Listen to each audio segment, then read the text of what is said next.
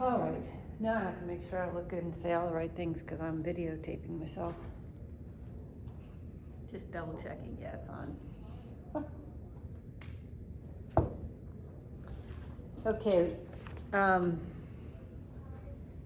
right, as I was saying, the flowers were speaking to me and asking me to notice, to notice the consciousness shift that was going on inside and their role in the evolution that was taking place on the earth right now, energetically and spiritually.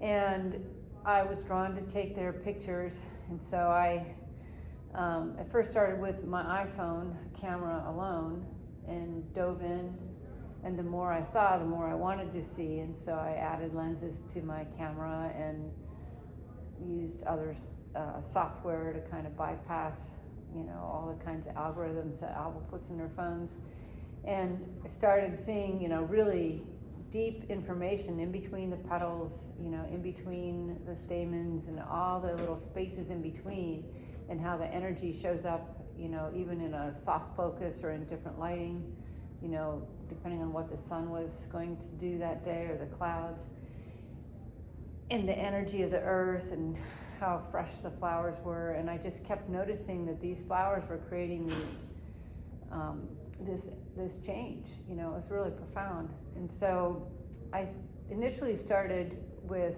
taking the flower pictures and noticing, and then I moved to taking those flowers and making montages with them. So I take the energy of the flowers and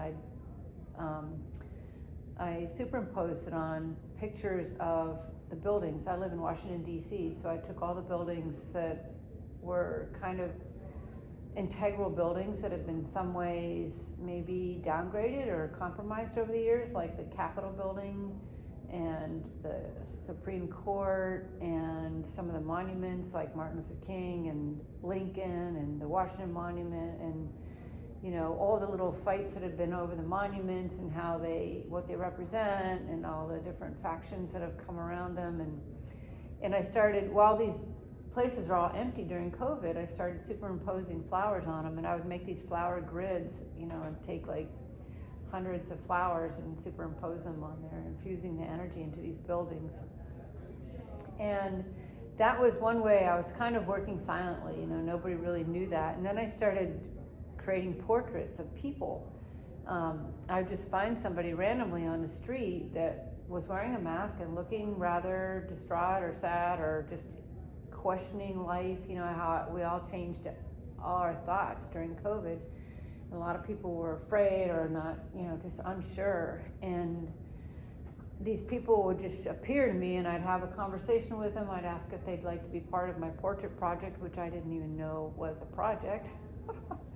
And I'd create these portraits of them, marrying their images with the energies of flowers, and I'd text the pictures to them after I was done and as a prayer, and they would all just be like, wow, my life just got brighter, or my spirits lifted. And one person I texted their portrait to said, I want to give you space in our real estate agency, so they gave me like half a block on Capitol Hill to show the portraits.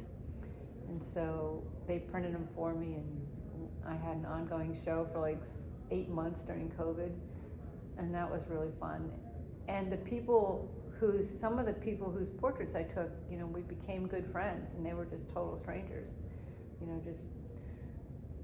and it didn't matter, some of them were homeless, some of them were, like my orthodontist. She saw the portraits, she said, I want one of myself, and I'll trade all my work for it.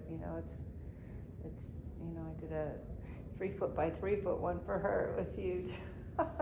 And so all this new consciousness was being infused into their image, and it's like a holographic work. You're not actually sticking the flowers all over them, they're not actually eating them, but the energy still works that way.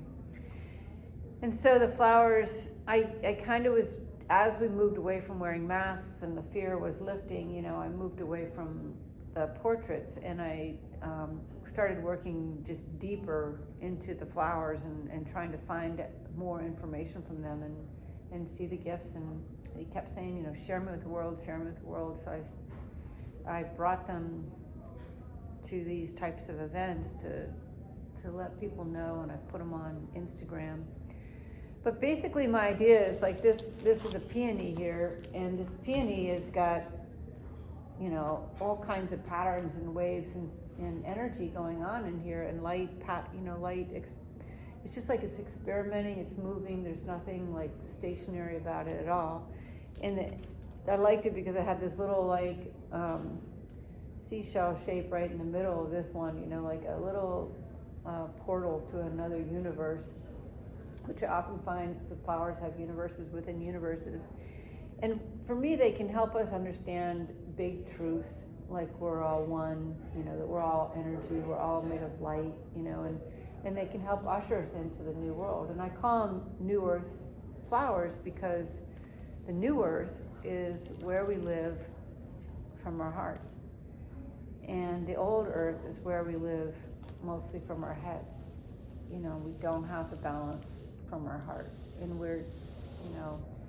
and so a lot of the work that everybody's doing and been doing for a while is to move us further into how do we live heart-centered. And I've been to a lot of informational conferences and listened to a lot of arguments for how, once we fully embrace quantum physics, that we're all light, the receptor for that light is not our brains, it's our heart. And all the information, this has even been proven by science now, comes in through our heart, and then some of it goes to our brain, some of it goes to our body, like some of it goes to our brain and creates, ideas for us to execute. Others goes to our skin and gives us tingles or whatever, but some of it just passes through. It's all mixed all over the place. And the idea is that we don't really value that now. We always think if you learn rotely or you learn from your brain, you're going to get smarter. And the reality is all information's coming in through your heart. So if you fostered that, maybe we would solve all our problems faster, easier, more gracefully. There'd be more equanimity and more balance in the world, more ease, more peace. It's not like suddenly trees are gonna be pink instead of green, but maybe so. We don't know. We don't know, what's to come, but we do know that. I think a lot of us do know now that the heart is got to play a more important role in everything we do. And you see it a lot in young people who are like, if I can't find a purpose in what I'm doing, I'm not going to work. Right? They just stop. It doesn't mean they'd live at home in their parents' house forever if it meant not doing something they didn't want to do. And it's not everyone, but there's enough of them now that it really makes a big difference. And of course, I think some parents are more heart-centered now than they were for a while too, where there was this huge push to kick the kids out and to, everybody to do better than their parents, and all that survival of the fittest stuff is now getting balanced out by a heart-centered world. So the flowers, for me, I live on Capitol Hill, and the flowers are an apolitical way to do this. My promise to this world for myself has been to be a radical non-dualist. So try and pick a fight with me, it can't happen. I'm not taking a side, and I will clearly tell you why I won't take a side, but I can't take a side anymore. I'm just going to look for the commonality in every argument, in every yin and yang. And to me, the flowers are helping us do that. That's they don't take a side. They just are fresh every day. They don't carry karma. Like a tree, a person, an animal, they carry karma forward. A flower carries no karma. It just shows up. It's always slightly different. It always receives the light from the sun as it is in the moment without judgment, and it uses it and it puts it right into our earth, and it's also puts it into our eyes in our energy field if we're paying attention. And another cool thing about flowers is they often bloom in grids. So, all at once there'll be the sunflowers blooming, or all at once it'll be the roses blooming. And, there's some overlaps, but basically they form these energetic grids as well. And they're just, I can see the energy just, shifting and shifting. And, at first I thought, oh, flowers, how cliche, but they're really a solution. And a lot of people have used flower essences since early, I don't know, there's no start point on when flower essences and flower remedies have been used, but I'm finding now that flowers are evolving so quickly that you can actually make a essence of the day. Like, if you have an energy shift that you need to make, or a consciousness shift, or you don't feel well, or you're sad, or anything, you can set the intention, use words, write a word, and put it on your bottle of spring water, and then come on in. No. Come on in. Okay. Better late than never. Haven't you ever heard that statement? Sure. You can always look at every side of the coin. You can actually take that flower, go out, pause for a minute, go out and then look for a flower that speaks to you in that moment, bring it in and take the petals and gently lay them on top of that bowl of water. It doesn't have to be a big one, a small one, or a cup of water, preferably in glass. And then those petals, with the intention that you've set, will infuse their energy into that water, and you can sip on it and, put it in your plants, put it all around you in droppers, put it in your pet's water, sip on it for the next week, and you don't have to worry about one that was made with brandy and buying one that's for a specific use. Although those, I'm not discounting those, they have a lot of purpose as well, but there's a lot to be said for shifts. We're talking about the consciousness shift that's going on in the world right now, that's taken us from the old earth to the new earth, which is really like a brain-centered world to a heart-centered world, and or a world that focuses more on form than creation, and moving it into a balance, because there's really no form without creation, and the creation that comes from the heart, and the form kind of comes into play, and then the form gets recreated, and it's always an evolution of form and creation, and that's kind of the yin yang. The female and the male is all the creation and form, creation and form. But if everything is light, and quantum physics kind of explains it, then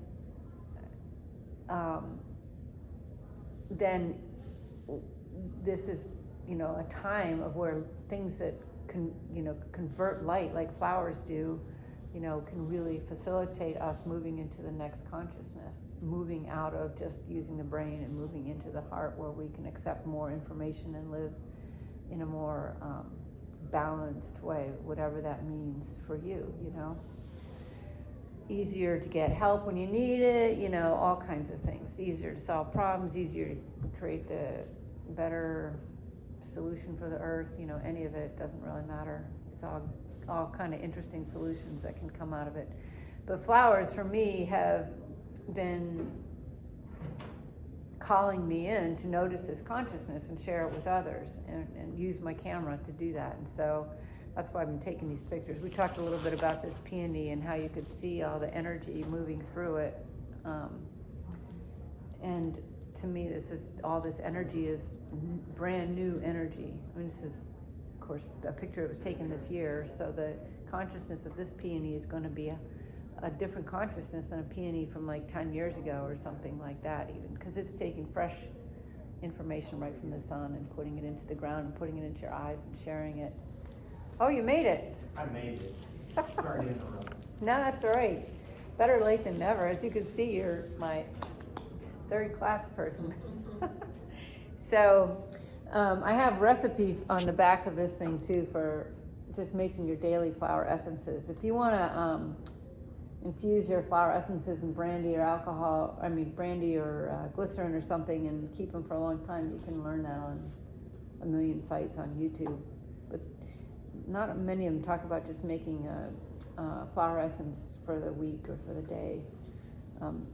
And I share them with my cats, because I'm a cat person.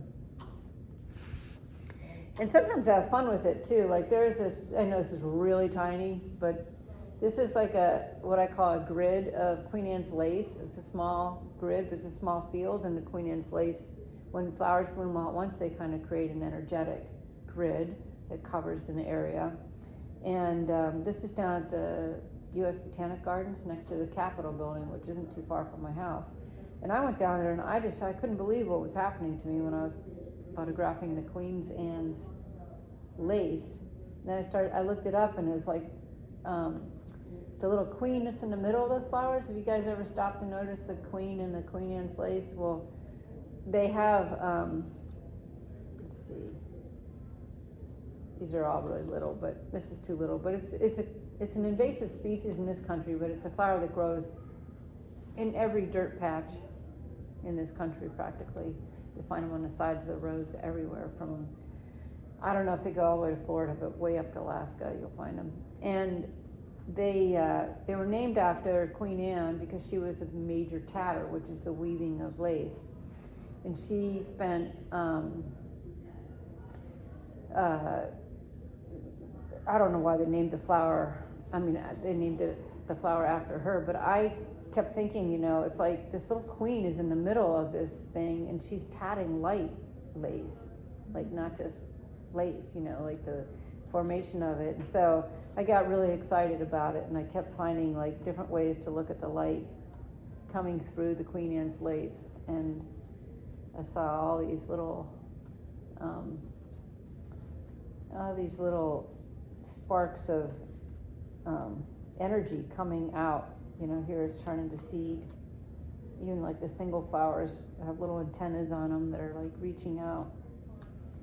Anyway, I just had a lot of fun with it. So, but I wrote this little thing here. It says, bear with me while I get my third and fourth eyes on.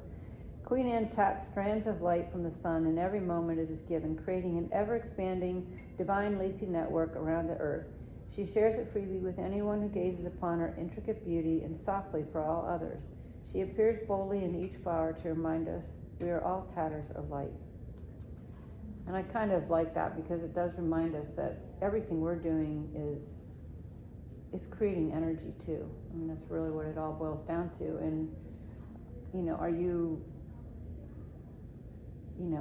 aware of that? Are you just moving through energy, or are you actually, buoying it up, or is it buoying you up, or how do you do it? I mean, flowers are just amazing. They just do their thing and then they die and they don't worry about it. But we humans kind of complicate things along the way. But if we know that we're basically creators of light in every moment, our words matter, our thoughts matter, light, energy, they're kind of overlapping words, how you identify them and stuff. Some of my flowers are a little more esoterical, like these are flowers from a fringe tree, and I actually was down on the Capitol grounds. This fringe tree was just so beautiful this year. I took like 1,000 pictures of it. I'd never seen anything like it before in my life. It was just so amazingly beautiful. But I call this one Flower Magic, and on the back there's a little foxglove inside a foxglove, and I find that like a whole nother universe of light consciousness coming through. And this one, and there's a cactus flower. A lot of these flowers come from Capitol Hill. You don't think of Capitol Hill and cactuses, but whatever, they're there. Allow yourself to be immersed in flower shapes, patterns, colors, and if you can, their aromas. You will find yourself transformed like magic. May the flowers I have assembled here share their magic with you. But a lot of it's just that, it's like, we've all heard of smell the roses, and that comes from a long history of roses being, their aromas being the highest vibrating flower scent out there. So you can actually get stoned off of smelling roses if you really want to. Just go to a rose garden and sniff all the roses, and some are going to be more pungent than others, and see if you're not completely lightheaded and giddy by the time you leave. You'll have no choice. And but it's a high vibrating scent, and they use a lot of roses in making perfumes and stuff because it's a high vibrating scent. In fact, perfumes originally were all made as energy boosts, so they would be taking the essences of aroma essences of flowers and plants and creating a higher energy. So you would put that on you just like you use flower essences now, and your energy would be lifted by it. It wasn't always just about smell. Like, you know, we market it as a perfume now, but it was really, you know, an energy boost. And so flowers have been used forever for this type of thing. And I just feel like, you know, we're in this situation right now where if you want an apolitical way to shift your energy that doesn't require a whole lot of commitment to anything that could be put in a dualistic position, which is a lower vibrating energy and doesn't help us move forward, just spend a moment with a flower daily, or take a flower essence, or put a flower picture on your wall, or send a flower card to anybody. I don't know. I find it's just, I don't know. It's part of me wants to say it's cliche, but a part of me understands that the flowers are here to help.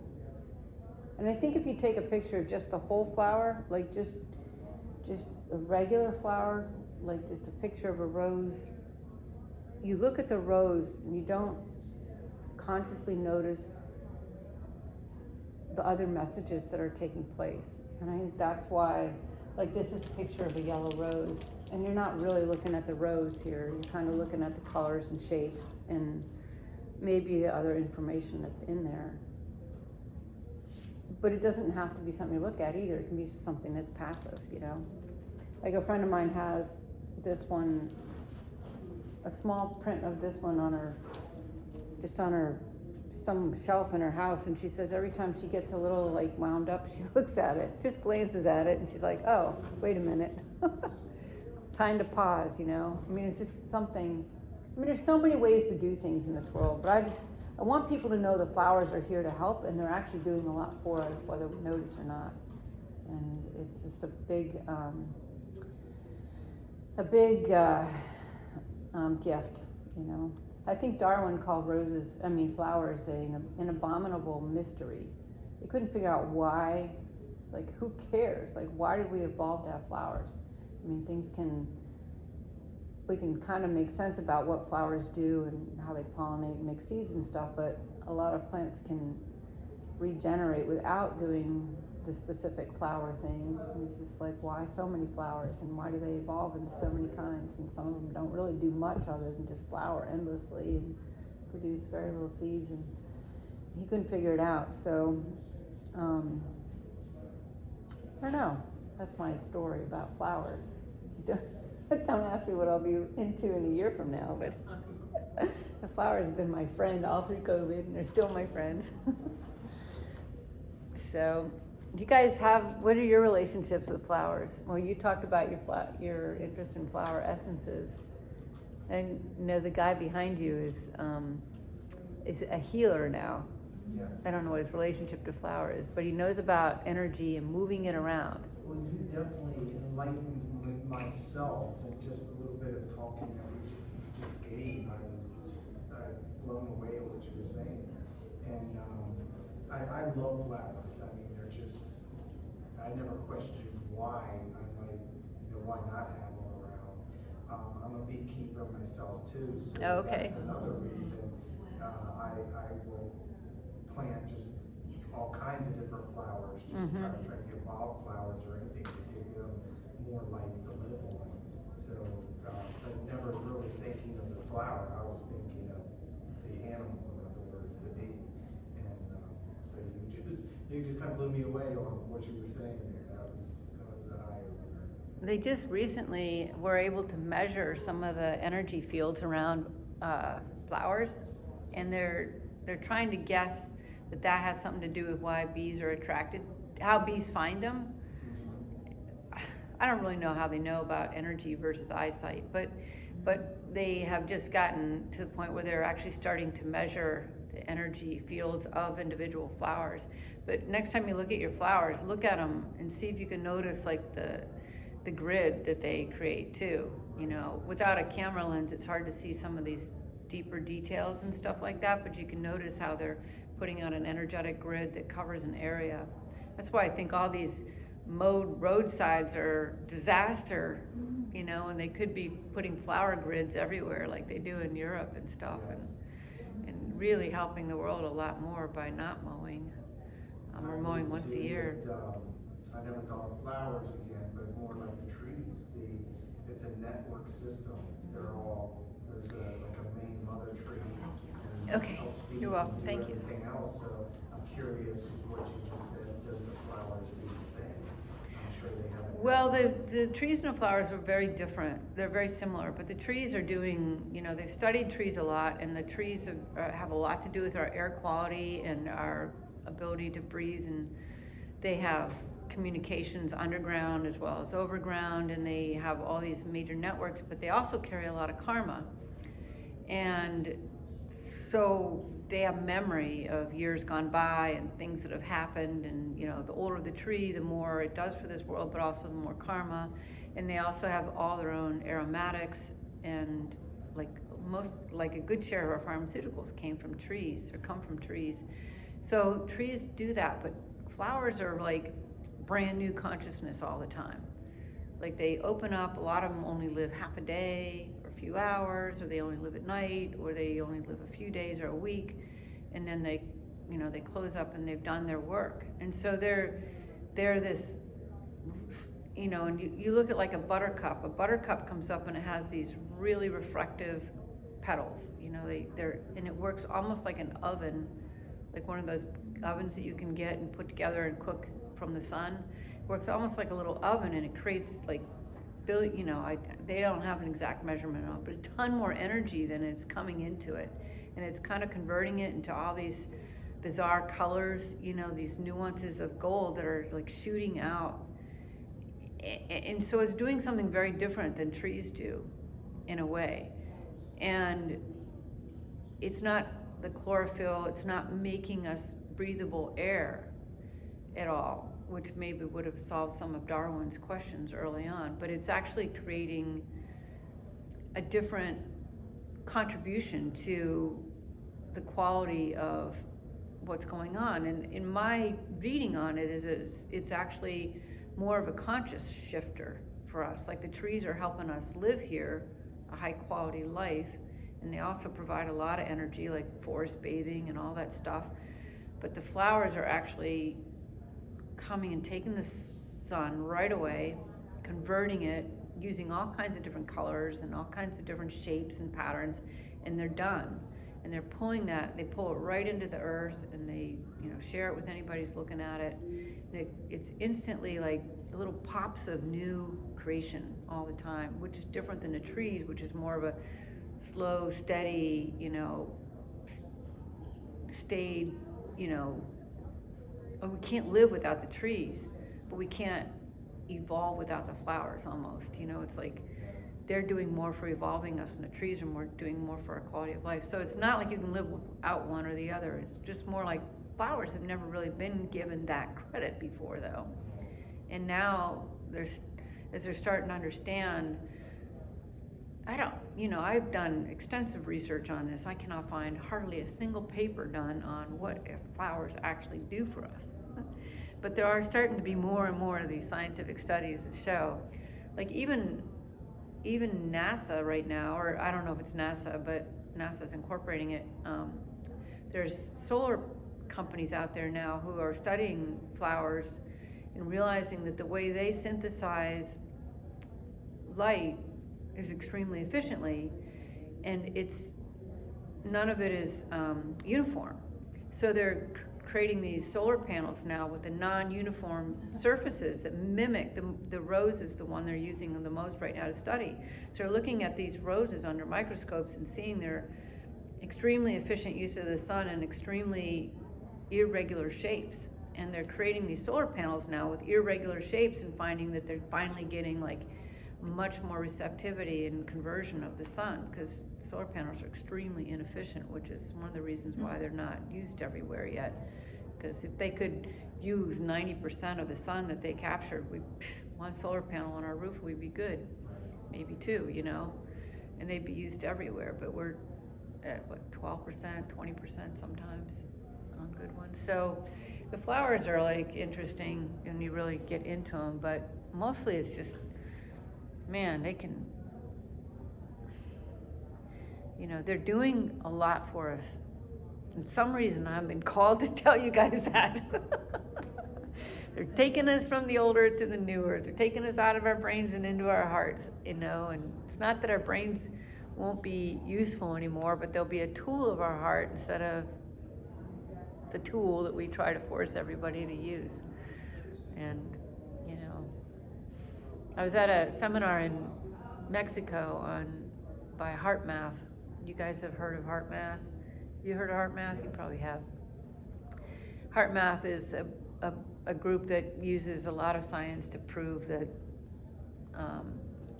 what meditation does, or being in coherence, you know, aligning the heart. And they have all these probes and these tools to teach you to get into a heart-centered space, and then they measure how long you're in that and how much you hold it and how good you are at it. And they have, you know, they presented the science where the information actually comes to your heart first. They can measure that now. Your heart information comes to your heart, and then your brain gets it parts of it. So they were like, you know, if that was really understood, then your whole education system would change, because you would no longer be just teaching to the brain. And so it's interesting, you know, they were like all excited about it, and I'm like explaining that to the school boards. But anyway, yeah, so these are just some things I have. It's like the books, the little books, the big book, some little note cards. I call these like personal soul flower cards. And normally what I do is when someone just says, hey, I need a soul card, and they send me one, and I write a message from the flower to them on whatever their issue is. But people can also send them to each other, and prints of the flowers. They've asked me to do that. It's lucky that we're in the same room you guys are going to be in. I got to get out of here, don't I? Yeah. Okay, yeah, that'd be great. Thanks. And you said, is that a pamphlet that you're sending out there? Oh, yes, this has the little recipe on the back. Excellent, excellent. And if you don't understand the recipe at all, or you have any other questions, just give me a shout. Excellent. Because what I've been doing is